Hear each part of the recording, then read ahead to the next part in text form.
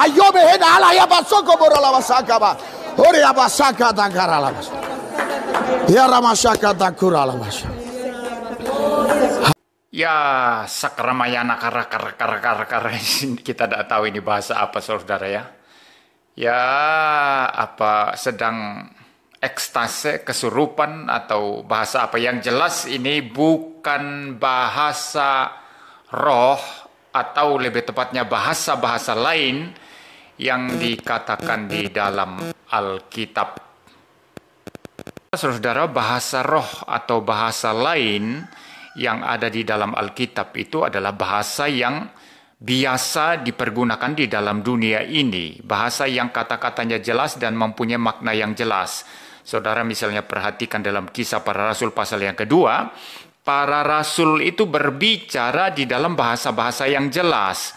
Ada orang Mesir, orang Kapadokia, Galatia, Pontus, Ethiopia, Mesir, Arab, dan lain sebagainya. Mendengar para rasul itu berbicara dalam bahasa mereka masing-masing. Jadi bahasa-bahasa yang ada di dalam dunia ini dan jelas itu.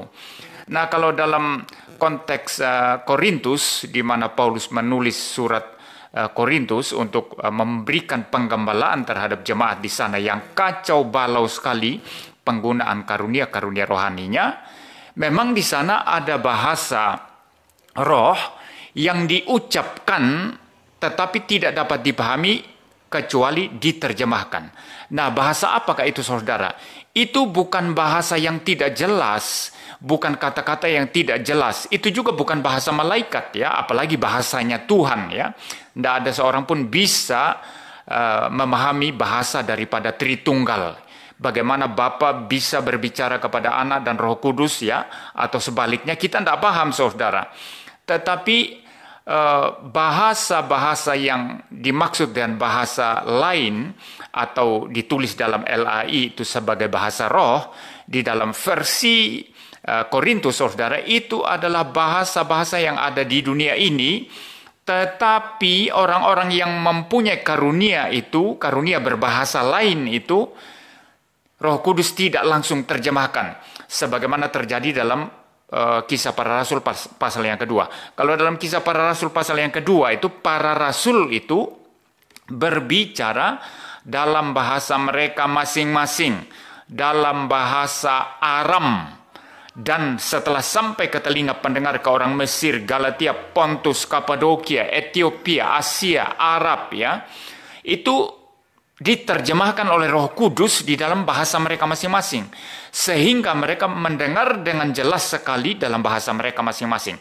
Nah, kalau dalam versi kitab Korintus itu Roh Kudus tidak langsung menerjemahkan. Jadi ada orang yang mempunyai karunia berbahasa lain, yaitu bahasa-bahasa yang ada di dunia ini, kemudian perlu karunia yang lain, yaitu karunia menerjemahkan bahasa lain itu.